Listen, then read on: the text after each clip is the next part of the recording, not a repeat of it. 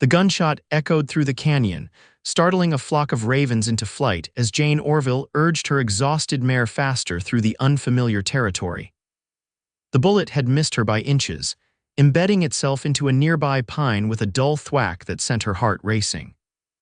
Behind her, the pounding hooves of her pursuers grew louder, more insistent as the afternoon sun began its descent behind the craggy mountains of Colorado Territory, 1879. "Come on, Penny," Jane whispered, leaning forward in the saddle, her knuckles white against the reins. "Just a little further." The mare responded valiantly, pushing through the underbrush as they descended deeper into the valley. The men who followed 3 bandits who'd ambushed her stagecoach hours earlier were gaining ground. Jane had managed to escape during the chaos, but they'd spotted her fleeing and given chase. The other passengers hadn't been so fortunate. The memory of gunfire and screams made her press her heels harder into Penny's sides. The valley air grew thicker as they descended, tendrils of mist rising from the ground like ghostly fingers. Within minutes, Jane found herself enveloped in a dense fog that seemed to materialize from nowhere. The temperature dropped, and the visibility reduced to mere feet in front of her. Penny slowed, nervous and uncertain in the blinding white. Behind her, Jane heard confused shouts as her pursuers encountered the same phenomenon. "Where'd she go?" Spread out. "She can't have gone far." This damn fog. Jane pulled Penny to a halt, listening as the men's voices grew more distant. They were moving in the wrong direction. Relief washed over her, but it was short-lived as reality set in.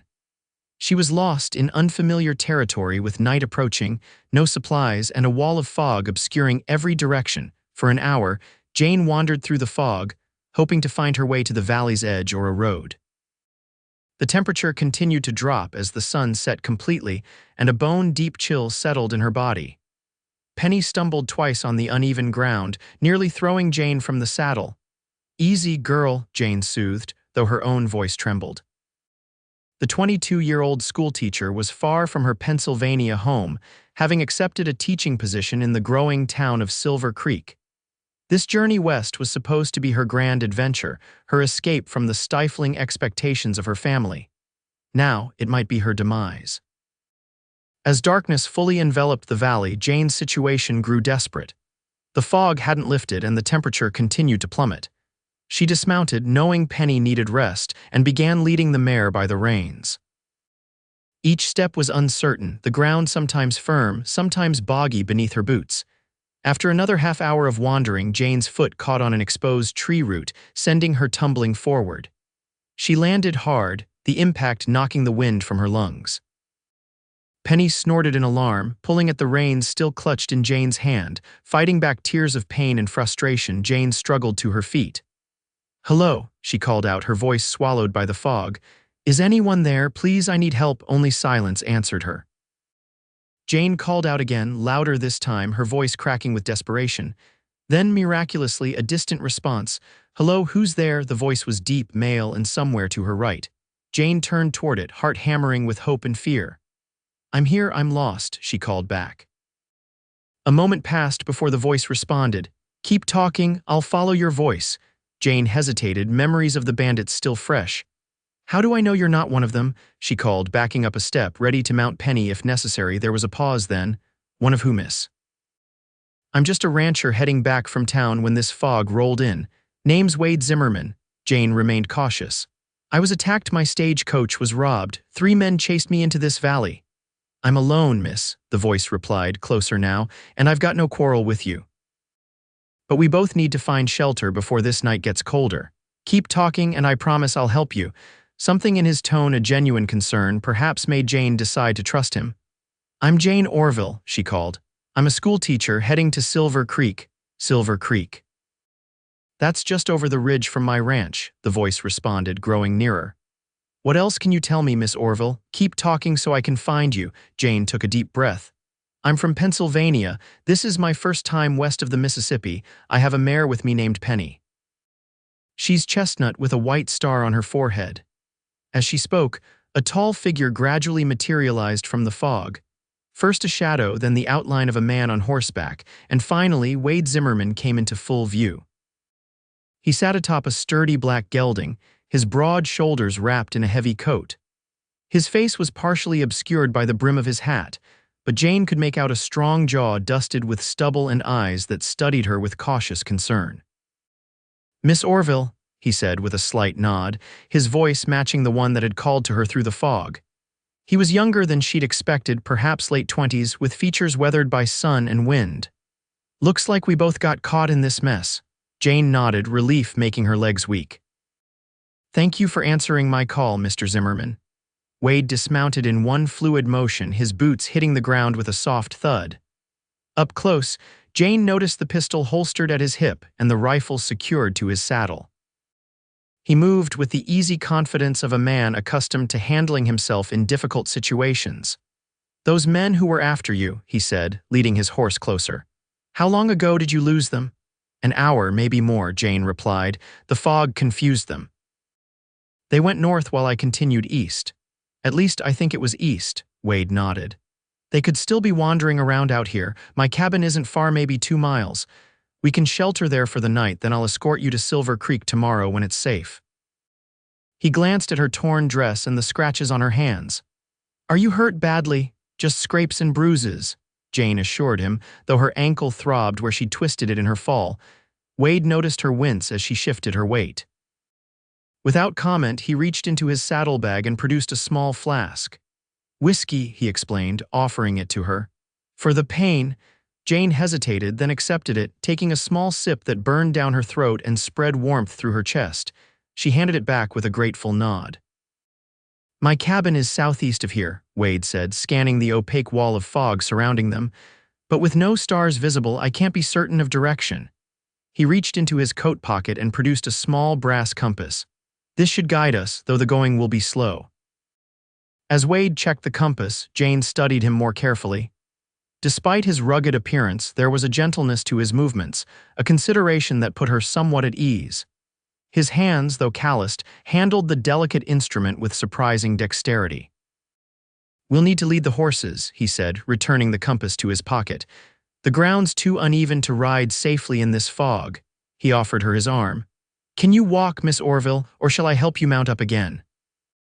"I can walk," Jane insisted, though the throbbing in her ankle suggested otherwise. "And please call me Jane." Wade nodded. "Jane, then. I'm Wade." They set off slowly through the fog, Wade leading his gelding with one hand while the other remained near his holster. Jane followed close behind, leading Penny, careful to step where Wade stepped to avoid unseen hazards. The journey was arduous.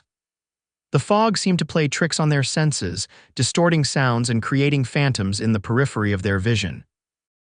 Jane found herself moving closer to Wade, drawn to the solid certainty of his presence in the disorienting whiteness. "How long have you been in Colorado territory?" Jane asked, partly to distract herself from the pain in her ankle, partly to break the eerie silence. 7 years, Wade replied, his voice low. "Came out after the war with not much more than the clothes on my back and this horse, built my place from nothing."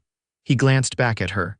"What brings a schoolteacher from Pennsylvania all the way out here?"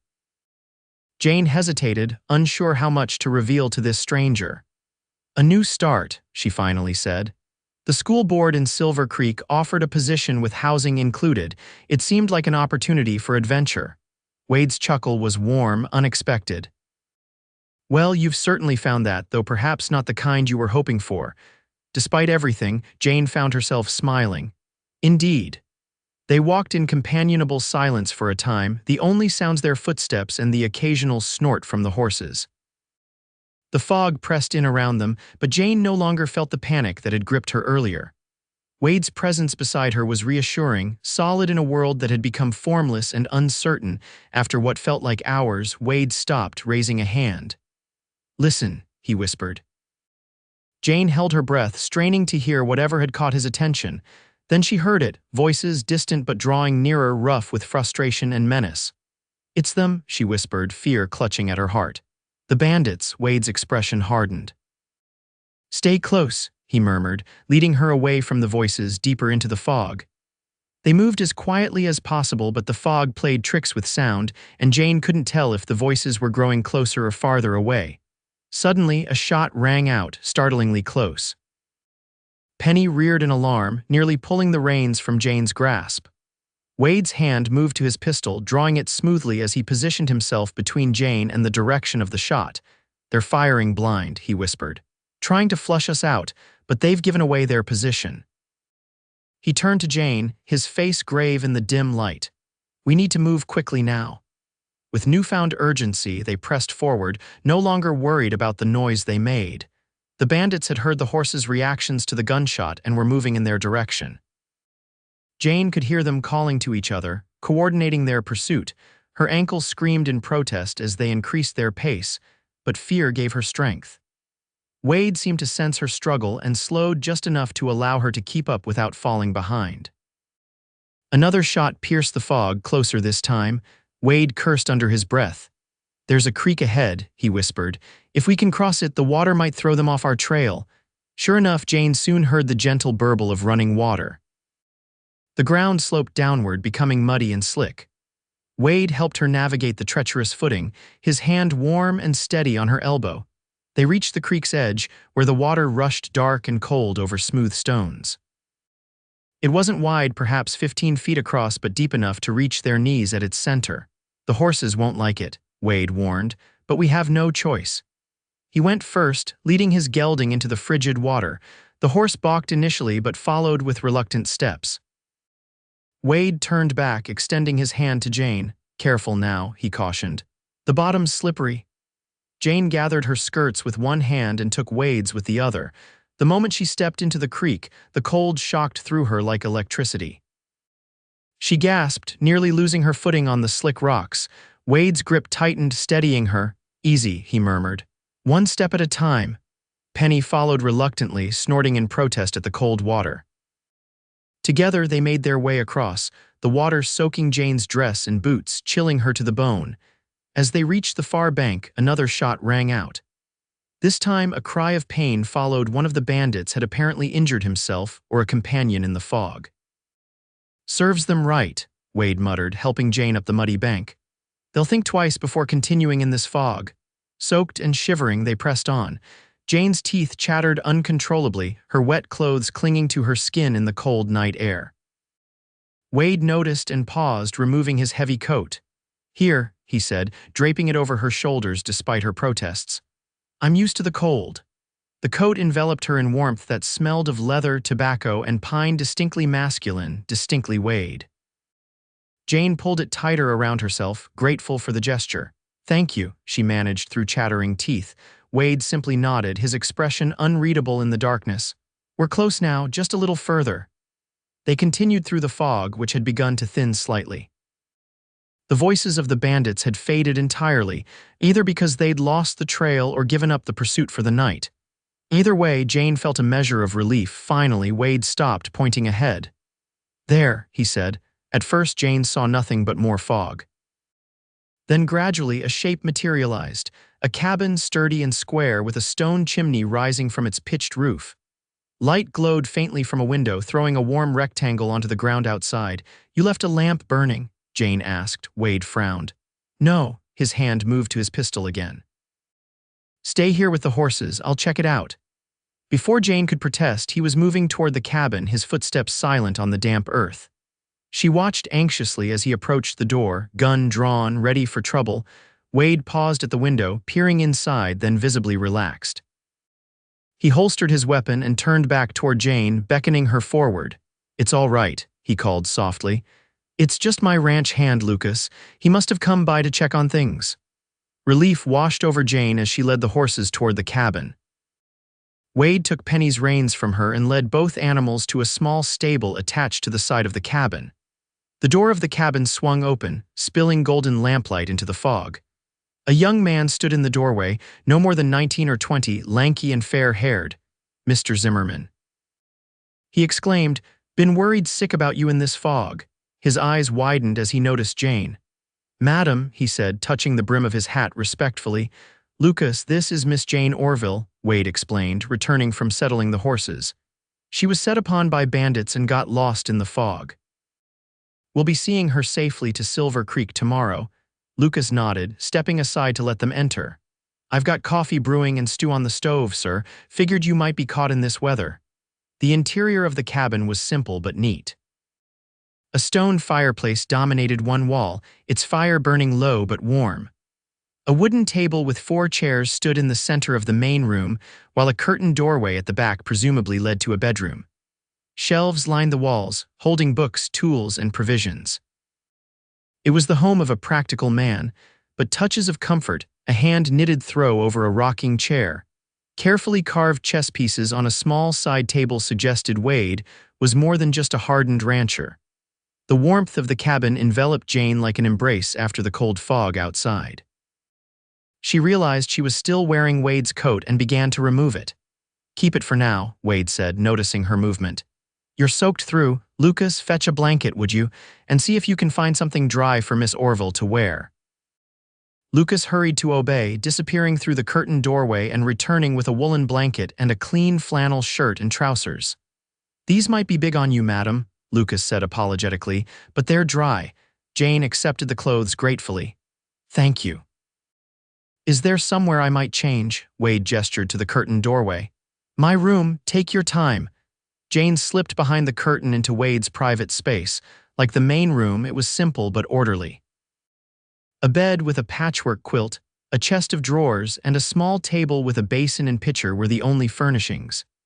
A rifle stood propped in one corner, and a photograph in a simple frame sat on the chest of drawers. Curiosity drew Jane to the photograph. It showed a younger Wade standing beside an older couple, his parents. She guessed from the resemblance. All three were smiling, the image capturing a moment of happiness now preserved in sepia tones. Jane changed quickly, hanging her wet dress over the back of a chair to dry. Wade's clothes were indeed too large, but they were warm and dry. She rolled up the sleeves and pant legs as best she could, then tied one of her hair ribbons around the waist of the trousers to keep them from slipping down. When she emerged, Wade and Lucas were seated at the table, mugs of coffee steaming before them. A third mug and a bowl of stew waited at an empty place. "Feel better?" Wade asked, rising as she entered. Jane nodded, suddenly self-conscious in her borrowed attire. "Much, thank you." "Sit, eat," Wade encouraged. "You must be famished." The stew was simple venison with potatoes and carrots, but to Jane, it was the most delicious meal she'd ever tasted. The heat of it spread through her body, chasing away the last of the chill from the creek.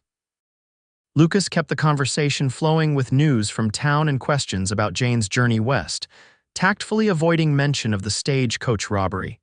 As they ate, Jane studied Wade when he wasn't looking. In the warm light of the cabin, she could see details she'd missed in the fog. A small scar above his right eyebrow, the way one corner of his mouth lifted slightly higher than the other when he smiled. The crinkles at the corners of his eyes that suggested he smiled often, despite his initial stern appearance. After the meal, Lucas insisted on washing the dishes while Wade tended to the horses. Left alone briefly, Jane explored the cabin more thoroughly, drawn to the bookshelves that lined one wall. The collection surprised her. Classics by Shakespeare and Dickens sat alongside practical guides to ranching and animal husbandry. A well-worn copy of Whitman's Leaves of Grass caught her eye, its pages marked with pressed wildflowers serving as bookmarks. Wade returned to find her leafing through the book of poetry. "My mother's influence," he explained, a hint of embarrassment in his voice. "She was determined I wouldn't grow up to be an uncultured cowboy, even out here." Jane smiled, returning the book to its place on the shelf. "She succeeded admirably. Not many ranchers I've met can quote Whitman." A comfortable silence fell between them, broken only by the crackling of the fire and the soft sounds of Lucas moving about outside, checking the perimeter of the cabin before turning in for the night in the small bunkhouse nearby. "You should take the bed," Wade said finally. "Lucas and I can sleep out here." Jane shook her head. "I couldn't possibly displace you from your own bed, Mr. Zimmerman." "Wade," he corrected gently, "and I insist, I've slept in far worse conditions than my own floor."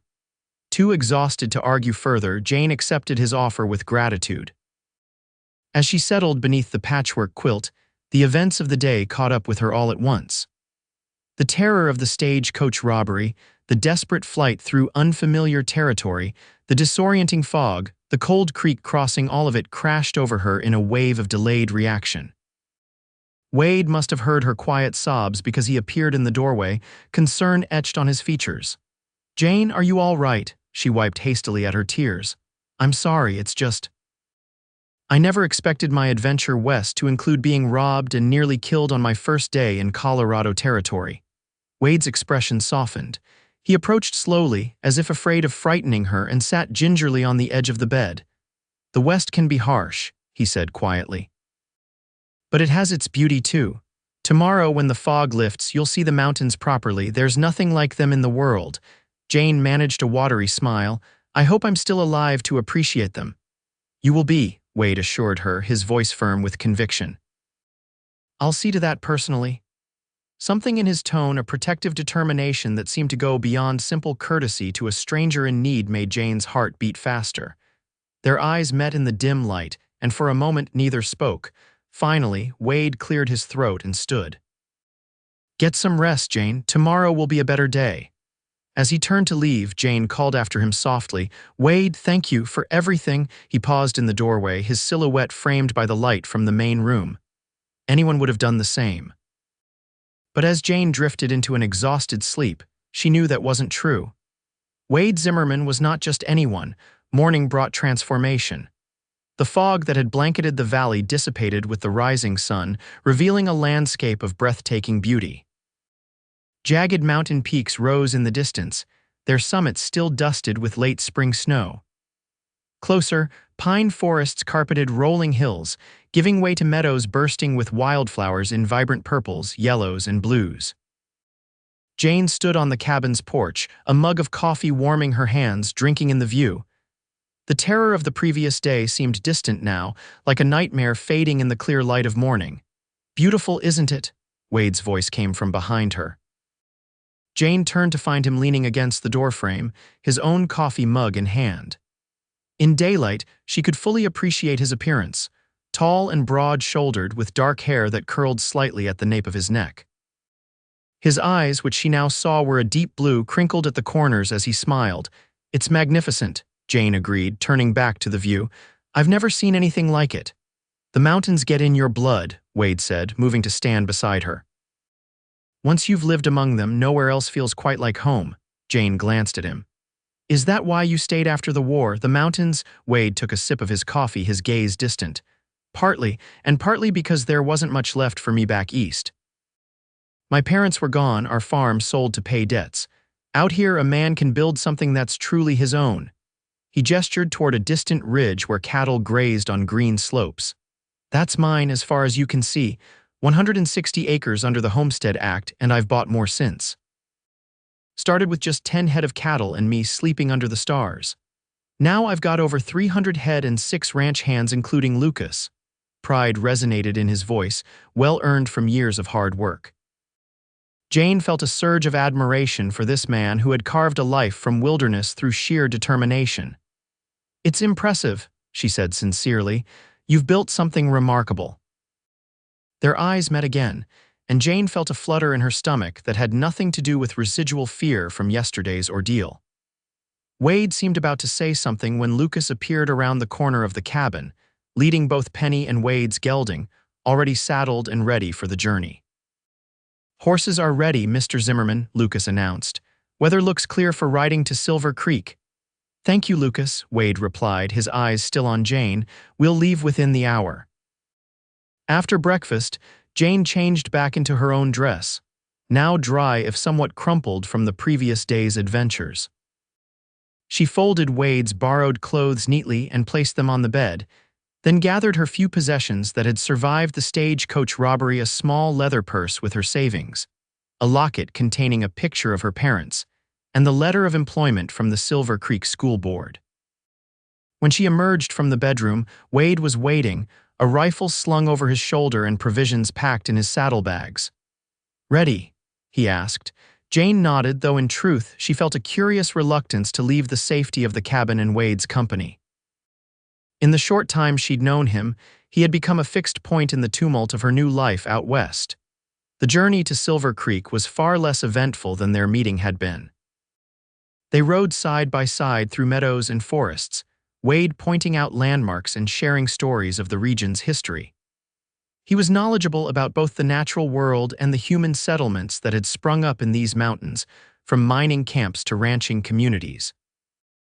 As they rode, Jane told Wade more about her own life growing up as the daughter of a professor in a small Pennsylvania town, her decision to become a teacher, and her yearning for experiences beyond the confines of her sheltered upbringing. "My parents thought I was mad to accept a position so far from home," she confessed. "Perhaps they were right," Wade shook his head. "Courage isn't the absence of fear, Jane. It's facing that fear and moving forward anyway. What you're doing takes real courage." His words warmed her more than the spring sunshine. They rode in comfortable silence for a time, the only sounds the steady rhythm of hooves on earth and the occasional call of a hawk circling overhead. By midday, they crested a hill that offered a view of Silver Creek in the valley below. The town was larger than Jane had expected, with a main street lined with businesses, a church steeple rising prominently and houses scattered across the surrounding area. "Silver Creek," Wade announced unnecessarily. "Population about 500 give or take. Started as a mining town, but the silver played out 5 years ago. Now it's mostly supported by ranching and as a supply point for travelers heading further west." Jane studied the town that would be her new home, trying to imagine her life there. After the past 24 hours, the neat rows of buildings seemed both welcoming and strangely foreign. "Do you come to town often?" she asked, surprising herself with the question and the hope that underlaid it. Wade nodded. "Every couple of weeks for supplies and mail. More often during social occasions, dances, holidays, that sort of thing." He glanced at her, a smile playing at the corners of his mouth. "I suspect I'll find more reasons to visit now that Silver Creek has a new schoolteacher." The implication sent a blush rising to Jane's cheeks, but she returned his smile. "I would welcome the company of a familiar face." They descended into the valley, the trail widening into a proper road as they approached town. As they rode down the main street, Jane was conscious of curious glances from townspeople. A woman riding alongside Wade Zimmerman, wearing a crumpled dress and looking somewhat worse for wear, was bound to spark speculation. Wade led them to a 2-story building with a painted sign declaring it Silver Creek Mercantile and General Store. He dismounted and helped Jane down from Penny, his hands lingering at her waist perhaps a moment longer than necessary. "Sheriff's office is just there," Wade said, nodding toward a small building with a wooden star hanging above its door. "We should report the stagecoach robbery right away." The sheriff, a graying man named Henry Tanner, listened gravely to Jane's account of the attack. When she finished, he shook his head with a troubled expression. "Third stagecoach hit in 2 months," he said. "These bandits are getting bolder. Were you able to see any of their faces, Miss Orville?" Jane shook her head. "They wore bandanas over their faces. But one had a scar across the back of his hand I noticed when he grabbed my arm." Sheriff Tanner made a note. "That might help identify them. I'll send telegrams to neighboring towns." He turned to Wade. "Lucky you found her, Zimmerman. Those hills are dangerous enough without fog and bandits." "Luck had nothing to do with it," Wade replied, his eyes meeting Jane's. "I followed her voice." After leaving the sheriff's office, Wade escorted Jane to the town's only hotel, where she would stay until the schoolhouse and attached living quarters were ready for occupancy. "School board chairman is Theodore Jenkins," Wade explained as they stood in the hotel lobby. "His wife Martha is on the welcome committee. They'll likely call on you tomorrow once word gets around you've arrived." Jane nodded, suddenly overwhelmed by the realization that her new life was truly beginning. Wade seemed to sense her apprehension because his expression softened. "Silver Creek is a good town, Jane. Good people, you'll find your place here," she managed to smile. "Thank you, Wade, for everything." An awkward silence fell between them, neither quite ready to say goodbye. Finally, Wade cleared his throat. "I should be getting back to the ranch. Cattle don't feed themselves." "Of course," Jane said, trying to hide her disappointment. Will I see you again soon?" Wade's smile returned, warming his blue eyes. "Count on it. The town's hosting a dance this Saturday to welcome the new schoolteacher. I wouldn't miss it for anything." With that promise hanging between them, Wade tipped his hat and departed, leaving Jane standing in the hotel lobby with the curious feeling that though one journey had ended, another far more significant one was just beginning. The following days were a whirlwind of activity as Jane settled into Silver Creek. True to Wade's prediction, Martha Jenkins called on her the very next morning, bringing with her a welcome basket and an exhaustive account of every resident of consequence in town. The school board chairman himself escorted Jane to the schoolhouse, a tidy one-room building with attached living quarters that, while simple, were clean and well-maintained. Previous teacher left to get married, Theodore Jenkins explained as he showed Jane around. Good woman, but her husband took her back east. We've been without a proper teacher for 3 months now. The schoolroom itself was bright and airy, with rows of desks facing a larger teacher's desk and blackboard. Bookshelves lined one wall, though they were sparsely filled, a deficiency Jane immediately determined to address. Term starts in 2 weeks, Mr. Jenkins informed her, gives you time to settle in and prepare. We've got about 30 children of school age in town and from the surrounding farms and ranches. Jane spent the days before the Saturday dance arranging her few belongings in her new quarters, familiarizing herself with the existing curriculum materials, and beginning to plan lessons. The work was engaging and helped distract her from thoughts of Wade, though he remained a steady presence in the back of her mind. Word of her dramatic arrival had spread through town, growing more elaborate with each telling. By midweek, Jane overheard a version in which Wade had fought off a dozen bandits single-handed while carrying her unconscious form through a blizzard. She couldn't help but laugh at the exaggerations, though the core truth that Wade Zimmerman had indeed saved her life remained undisputed. Saturday evening arrived with a sense of anticipation that had Jane's stomach fluttering with nerves as she dressed for the dance. Her trunk had finally arrived from the railway station, forwarded from where it had been left when she transferred to the ill-fated stagecoach. Among her belongings was her best dress, a blue silk that brought out the color of her eyes and which she had packed specifically for important occasions in her new life. As Jane styled her hair, pinning the chestnut waves into an elegant arrangement, she found herself wondering what Wade would think of her appearance. The thought made her blush, and she scolded herself for acting like a schoolgirl rather than a schoolteacher. The town hall had been transformed for the occasion, with paper lanterns strung across the ceiling and tables laden with food and drink along one wall. A small group of musicians occupied a corner, tuning their instruments as townsfolk began to arrive. Jane was immediately surrounded by well-wishers, each eager to meet the new teacher and hear firsthand about her adventure. She retold the story countless times, always emphasizing Wade's role in her rescue while downplaying the danger she had faced. It was nearly an hour into the dance when Wade finally arrived. Jane spotted him the moment he entered, impossible to miss in a room full of people. He had traded his working clothes for a clean shirt, vest, and string tie, his dark hair neatly combed. He paused in the doorway, scanning the crowd until his eyes found hers across the room.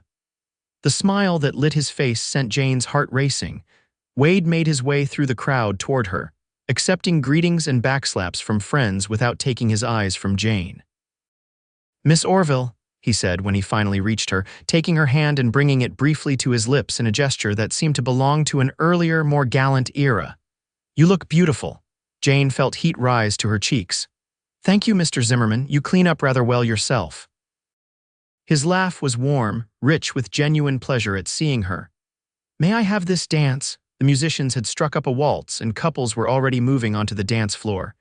Jane placed her hand in Wade's, allowing him to lead her into the swirling pattern of dancers. Wade proved to be a surprisingly graceful dancer, guiding Jane with confident steps that belied his frontier background. "Another skill courtesy of your mother?" Jane asked as they moved smoothly around the floor. Wade's smile was tinged with nostalgia. She insisted that being a gentleman wasn't incompatible with being a rancher. Dancing lessons were part of the package, along with poetry and proper table manners. "She sounds like a remarkable woman," Jane observed. "She was," Wade agreed, a flicker of old grief passing across his features. "Yellow fever took both my parents within a week of each other when I was 17, just before the war started." Jane's hand tightened sympathetically on his shoulder. "I'm so sorry, Wade." He shook his head slightly. "It was long ago, but I try to live in a way that would make them proud." His expression lightened. "They would have liked you very much, I think." The simple statement, delivered with such certainty, touched Jane deeply. As they continued to dance, she became increasingly aware of his hand at her waist, the subtle scent of sandalwood and leather that clung to him, the way his eyes remained fixed on hers as if she were the only person in the room. When the waltz ended, Wade reluctantly released her, though he kept her hand in his. "Would you like some punch?" he offered. Jane nodded, and they made their way to the refreshment table, where Martha Jenkins was presiding over a large crystal bowl of fruit punch. "Wade Zimmerman," Martha greeted him with obvious approval. "About time you showed your face in town for something besides supplies, and monopolizing our new teacher already, I see." Wade accepted a cup of punch with a good-natured grin. "Just making Miss Orville feel welcome, Mrs. Jenkins."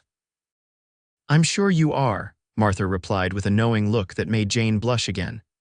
"Well, don't keep her all to yourself. Half the eligible men in town are waiting for an introduction." As if to prove her point, a young man approached, introducing himself as Daniel Cooper, the town's bank clerk. Before Jane could respond, two more young men appeared at her side, eager to make her acquaintance. Wade stepped back, allowing the newcomers to introduce themselves, though Jane noticed he remained close by, his eyes occasionally meeting hers over the heads of her new admirers. When Daniel Cooper claimed the next dance, Wade simply nodded and moved to speak with Sheriff Tanner near the entrance. The evening progressed with Jane dancing with several partners and becoming better acquainted with many of Silver Creek's residents. Through it all, she remained acutely aware of Wade's presence in the room, even when he was engaged in conversation with others or taking a turn on the dance floor himself, usually with one of the town's older matrons who claimed him as a partner. It was near midnight when Wade finally reclaimed her for another dance, this time a lively reel that had them both laughing as they skipped and turned through the patterns with the other dancers. When the music ended, Wade led her toward the doors that opened onto a small porch at the rear of the town hall. "Would you care for some air?" he asked. "It's getting rather warm in here." Jane nodded, grateful for the opportunity to escape the crowded room for a few moments. The night air was cool and refreshing after the heat of the dance hall, scented with pine and the first blooms of spring. Stars crowded the sky in numbers Jane had never seen in Pennsylvania, their light silvering the surrounding landscape. "It's beautiful," she said, gazing upward. "Yes, it is," Wade agreed, though when Jane glanced at him, she found him looking not at the stars but at her, their eyes held, and Jane felt a shift in the air between them, a tension that was both thrilling and terrifying in its intensity. Wade took a step closer, close enough that she could feel the warmth radiating from him in the cool night. "Jane," he began, his voice husky, "I know we've only just met, and this might seem forward of me, but I can't help feeling that finding you in that fog was more than just chance." Jane's heart quickened. "What do you mean?" Wade's hand came up to gently touch her cheek. "I mean that in all my years in these mountains, I've never met anyone like you. Someone who makes me want to be better than I am, who makes me see my world through new eyes." Jane leaned slightly into his touch, her own hand rising to rest against his chest where she could feel the steady, strong beat of his heart. "I feel it too," she admitted softly. "This connection between us, it's unlike anything I've experienced before." Wade's smile was tender as he leaned closer. "May I kiss you, Jane Orville?" In answer, Jane closed the distance between them, her lips meeting his in a kiss that started gentle but quickly deepened with shared hunger. Wade's arms encircled her, drawing her against his solid frame as her hands slid up to his shoulders. When they finally broke apart, both breathless, Wade rested his forehead against hers. "I've been wanting to do that since the moment I saw you properly in the light," he confessed. Jane smiled, her fingers tracing the line of his jaw. "I'm glad you waited until I wasn't covered in mud and wearing your clothes." Wade's laugh rumbled through his chest. "You were beautiful then too, Jane, brave and determined even in the midst of danger." They might have kissed again had the door not opened, spilling light and music onto the porch. Martha Jenkins stood framed in the doorway, her expression knowing. "There you are," she said, not sounding at all surprised to find them in a close embrace. "They're about to serve the midnight supper, and Theodore wants to make a toast to our new teacher." Jane stepped back from Wade, smoothing her skirts with suddenly self-conscious hands. "Thank you, Mrs. Jenkins. We'll be right in." Martha nodded and withdrew, though not without a significant look at Wade that seemed to communicate volumes in an instant. Wade offered Jane his arm. Shall we? The remainder of the evening passed in a happy blur for Jane. Theodore Jenkins made a warm speech welcoming her to Silver Creek. The townspeople raised their glasses in her honor, and the dancing continued with renewed energy. Through it all, Wade remained by her side, his presence a steady anchor in the sea of new faces and names. When the dance finally ended in the small hours of the morning, Wade insisted on escorting Jane back to her quarters at the schoolhouse. They walked slowly through the quiet town, reluctant to end the evening despite the late hour. "When can I see you again?" Wade asked as they reached the schoolhouse door. Jane considered. "I'll be busy preparing for the start of term this week, but perhaps you could call on Sunday afternoon. I should have my lessons organized by then." "Sunday it is," Wade agreed, taking her hand and pressing a kiss to her knuckles. "Until then, Jane." He waited until she was safely inside before departing, his footsteps fading into the night as Jane leaned against the closed door, her heart full of emotions too complex to name but too powerful to deny. The following weeks established a pattern that would shape the months to come. Jane threw herself into her teaching duties with enthusiasm, quickly winning the respect of both her students and their parents with her dedication and innovative methods. The children responded well to her blend of firm discipline and genuine interest in their progress, and Jane found herself growing increasingly attached to the community of Silver Creek. Wade, true to his word, called regularly. He arrived each Sunday afternoon without fail, sometimes bringing small gifts, a book he thought she might enjoy, wildflowers picked on the ride to town, once a kitten from a litter born in his barn that quickly made itself at home in Jane's quarters. They spent these afternoons talking, sharing their histories and hopes, discovering the many ways their different backgrounds had nonetheless led them to compatible worldviews and values. As spring gave way to summer, their courtship became the subject of good-natured speculation throughout Silver Creek.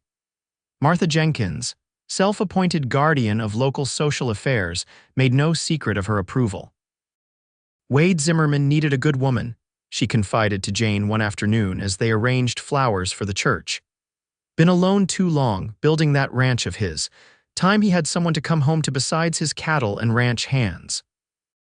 Jane blushed, but couldn't deny the direction her own thoughts had been taking. In the months since their dramatic meeting in the fog-shrouded valley, her feelings for Wade had deepened from attraction to something far more profound. When he kissed her goodbye at the end of their Sunday afternoons together, it became increasingly difficult to watch him ride away. One particularly beautiful July evening, Wade surprised Jane by arriving on a Wednesday rather than his usual Sunday. He found her in the schoolhouse garden, tending to the vegetables she had planted with her students as part of their science lessons. "Wade," she exclaimed, brushing dirt from her hands as she rose to greet him. "This is unexpected." He smiled, though Jane noticed a tension around his eyes that hadn't been there before. "I hope you don't mind the interruption. I needed to see you." Something in his tone alarmed her. "Is everything all right?" Wade took her hands in his expression serious. "Sheriff Tanner believes he's located the bandits who attacked your stagecoach. They've been hiding out near Broken Ridge, about 20 miles north of here. He's forming a posse to go after them tomorrow morning." Jane felt a chill despite the summer warmth. "And you're joining it?" It wasn't a question, but Wade nodded anyway. "I have to, Jane. These men have terrorized this region for months. They've hurt people, killed at least 2 that we know of. They nearly killed you." Jane understood his sense of duty, but fear clutched at her heart nonetheless. "How long will you be gone?" "A few days, perhaps a week," Wade replied. "Broken Ridge is rough country. If they're holed up there, they won't be easy to flush out." Jane nodded, fighting back tears. She had known from the beginning that life in the West involved dangers unknown in her sheltered Pennsylvania upbringing. Wade's participation in a posse was part of the responsibility that came with his position in the community. "Be careful," she whispered, reaching up to touch his face. "Come back to me, Wade Zimmerman." His arms encircled her, drawing her close. "Wild horses couldn't keep me away," he promised, bending to kiss her with an intensity that spoke of his own fear, not of the danger he faced, but of leaving her. When they broke apart, Wade reached into his pocket and withdrew a small object. "I had planned to wait until Sunday to do this properly," he said, his voice rough with emotion, "but I didn't want to leave without knowing." He opened his hand to reveal a ring, a simple gold band set with a small but perfect diamond that caught the evening sunlight. "It was my mother's," Wade explained, his eyes never leaving Jane's face. "My father gave it to her when they decided to venture west together, to build a new life far from everything they'd known." He took a deep breath. "Jane Orville, will you marry me? Will you build a life with me here in these mountains?" Joy rose in Jane like a spring flood, washing away the fear that had gripped her moments before. "Yes," she breathed, tears spilling down her cheeks. "Yes, Wade, I will marry you." Wade's face transformed with happiness as he slid the ring onto her finger. It fit perfectly, as if it had been made for her all along. He lifted her off her feet, spinning her in a circle as she laughed through her tears. When he set her down, his expression grew serious again. "I'll come back, Jane, I swear it, and when I do, we'll begin our life together properly." That night, after Wade had ridden back to join the gathering posse at the sheriff's office, Jane sat alone in her quarters, the ring gleaming on her finger in the lamplight. Fear and joy warred within her: fear for Wade's safety, joy at the future they had promised each other. She remembered their first meeting, how his voice had guided her through the fog when she was lost and afraid. Now she would wait, hoping her love would similarly guide him safely home to her. The days that followed were the longest of Jane's life. She taught her classes, tended her garden, and participated in town life as usual, but her thoughts were constantly with Wade and the posse tracking dangerous men through treacherous terrain. Each day that passed without news stretched her nerves tighter, until she found herself startling at every sound, hoping it might herald Wade's return. It was on the fifth day, as Jane was dismissing her students for the afternoon, that a commotion in the street drew her attention.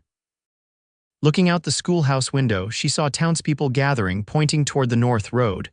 Her heart leapt to her throat as she hurried outside. The posse was returning. Even from a distance, Jane could count the riders. 8 men had left, and 8 were returning. Relief flooded through her at the knowledge that Wade was among them, alive and whole. As the riders drew closer, she could make out Sheriff Tanner in the lead, followed by his deputies and the volunteers who had joined the manhunt. And there, riding tall in the saddle despite obvious exhaustion, was Wade. Jane pushed through the crowd gathering to meet the returning men, heedless of propriety in her need to assure herself of his safety. Wade spotted her as she broke through to the front of the onlookers. His face, grimy with trail dust and sporting several days' growth of beard, lit with a smile that erased all signs of fatigue. He swung down from his horse in one fluid motion and strode toward her. Jane didn't hesitate. She ran to him, flinging herself into his arms with such force that he staggered back a step before steadying them both. His arms locked around her, holding her so tightly she could barely breathe, but she didn't care. He was here, he was safe. "You came back," she whispered against his neck. "I promised I would," Wade replied, his voice rough with emotion and exhaustion. He pulled back just enough to look into her eyes. "We got them, Jane, all 3. They won't hurt anyone else."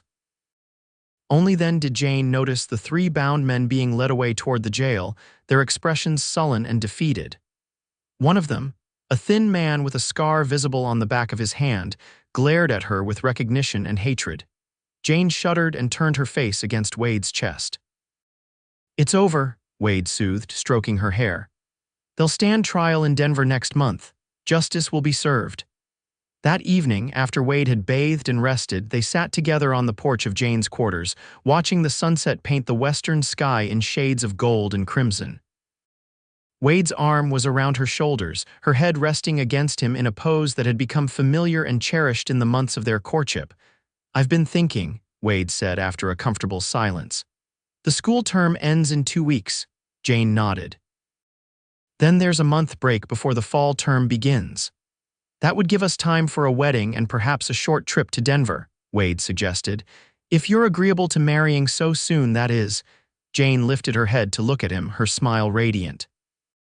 "I would marry you tomorrow if we could arrange it that quickly," Wade laughed, drawing her closer. "Martha Jenkins would never forgive us if we didn't give her time to organize a proper celebration. She's already dropping hints about flowers and cake whenever I see her in town." 2 weeks then," Jane agreed. "Just enough time for preparations, but not so long that I might change my mind." Wade's expression grew serious. Could you change your mind, I mean? Jane reached up to touch his face, her fingers tracing the strong line of his jaw. Never. From the moment I heard your voice in the fog, I think my heart knew it was yours. Their kiss was tender, a promise of the life they would build together in this wild, beautiful place that had brought them to each other against all odds. The wedding of Wade Zimmerman and Jane Orville was the social event of the summer in Silver Creek. Held in the town's church on a perfect August afternoon, it brought together the entire community in celebration. Jane wore a gown of ivory silk ordered specially from Denver, while Wade cut a handsome figure in a new suit that made more than one local maiden sigh with regret at his permanent removal from the ranks of eligible bachelors. Martha Jenkins had outdone herself with decorations, transforming the simple church with wildflowers and ribbon. The reception that followed in the town hall featured enough food to feed the population twice over, and dancing that continued well into the night. Through it all, Jane and Wade moved in a bubble of happiness, surrounded by friends but aware only of each other and the future that stretched before them, as vast and promising as the western landscape they called home. Their honeymoon journey to Denver was Jane's first experience of the territory's capital city. Wade showed her the sights with pride, from the imposing state capitol building to the elegant shops along Larimer Street. They attended the theater, dined in fine restaurants, and purchased furnishings for the ranch house that would be their home. During their stay, they attended the trial of the stagecoach bandits, where Jane testified about the robbery. Her clear, composed account helped secure convictions for all three men who were sentenced to lengthy terms in the territorial prison. Justice served, Wade said as they left the courthouse hand in hand. Now we can truly put that day behind us. Jane squeezed his hand. That day brought me to you, Wade. For that, I'll always be grateful, despite everything else. Upon their return to Silver Creek, Jane moved from her quarters at the schoolhouse to Wade's ranch. The transition from town to country living required adjustment, but Jane embraced the challenges with characteristic determination. She learned to manage a household far larger than any she had known before, with ranch hands to feed and a busy husband whose work kept him outdoors from dawn until dusk during busy seasons. Wade had expanded the original cabin considerably over the years, adding rooms and amenities that made it a comfortable home. Still, Jane put her own stamp on the place, hanging curtains, arranging her books on shelves alongside Wade's, and planting a garden that soon rivaled the one at the schoolhouse. Each weekday, Wade drove Jane to town in the buggy before attending to his ranch business, returning in the afternoon to bring her home. The arrangement worked well, allowing Jane to continue the teaching career she loved while embracing her new role as Wade's wife and partner in all things. Their first winter together tested them both. Heavy snows isolated the ranch for days at a time, and the bitter cold made even routine tasks challenging. Yet they found joy in the enforced intimacy of those long evenings, reading aloud by lamplight, teaching each other games from their childhoods, and sharing their bodies with an enthusiasm that only grew with familiarity. Spring brought renewal to the land and news that expanded their happiness beyond measure. Jane was expecting a child, due in the fall. Wade's reaction to the announcement was everything she could have hoped for, joy mingled with protective concern that manifested in 1,000 small gestures throughout her pregnancy. "You don't need to carry that," he would say, taking a bucket from her hands. Or, "Let me help you with that," as she attempted some household task he deemed too strenuous. Jane accepted his attentions with good humor, knowing they stemmed from love rather than doubt in her capabilities. And in truth, as her body changed and the baby grew within her, she was grateful for Wade's constant support. The school board was understanding about her condition, arranging for a temporary teacher to take over her duties when the time came. The women of Silver Creek, led by the indefatigable Martha Jenkins, organized a baby shower where Jane received handmade blankets, tiny clothes, and a beautiful cradle crafted by the town's carpenter. In September, as the aspen leaves turned golden on the mountainsides, Jane gave birth to a daughter they named Elizabeth, after Wade's mother. The labor was long and difficult, but with Wade by her side, refusing to be banished to the traditional male waiting place outside the birthing room, Jane found strength she hadn't known she possessed. When the midwife placed the squalling infant in her arms, Jane looked up to find Wade watching them both with such tender wonder that tears sprang to her eyes. "She's perfect," Wade whispered, gently touching the downy dark hair that already showed signs of curling like his own. "She is," Jane agreed, shifting so he could sit beside her on the bed. "Elizabeth Zimmerman, our daughter." The years that followed brought changes and challenges, joys and occasional sorrows. 2 years after Elizabeth's birth, Jane delivered a son they named James, completing their family. The ranch prospered under Wade's careful management, expanding to include more land and cattle.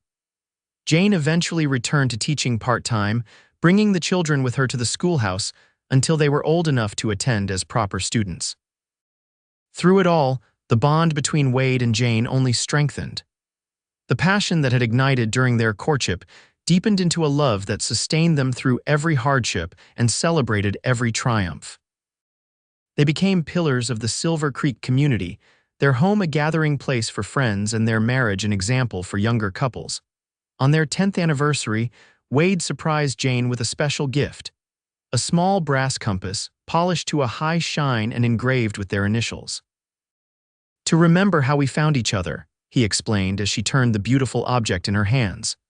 "Through fog and danger, your voice called to me, and I followed it to the greatest treasure of my life." Jane's eyes filled with tears as she looked up at the man who had become the center of her world. "And I followed yours to mine," she replied, "always guiding me home." As the children burst in from outside, filling the room with laughter and stories of their day's adventures, Jane and Wade exchanged a look of profound contentment. From that chance meeting in a fog-shrouded valley had grown this life of love and purpose, this family bound by devotion and shared dreams. And though the world around them might change, as indeed it was changing rapidly as the century drew to a close, bringing railroads and telegraphs and all manner of modern innovations even to remote Silver Creek, the foundation they had built together remained unshakable. For in finding each other, they had found everything they needed: a love to last a lifetime, a home in the heart of the mountains, and the certainty that no matter what fog might descend, they would always hear each other's voices calling them safely home.